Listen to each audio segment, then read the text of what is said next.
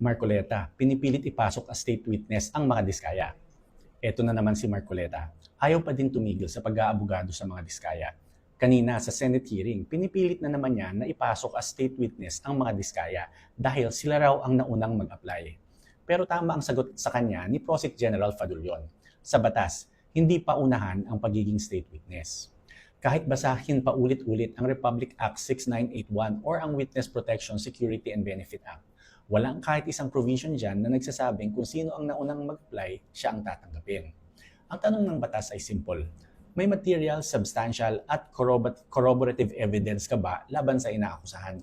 Ang mga diskaya ayaw makipag-coordinate, ayaw mag-submit ng kompletong evidence at ayaw sumunod sa requirement ng prosecution. Sa ilalim ng RA 6981, malinaw, cooperation is mandatory.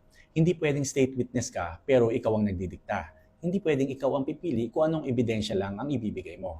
Kaya kahit nauna pang mag-apply ang mga diskaya, kung wala silang may bigay na mahalagang ebidensya, bagsak pa rin sila. At kung ayaw mo makipag-coordinate sa gobyerno at ayaw mong ibigay ang evidence mo, huwag ka nang umasa na matatanggap ka as state witness.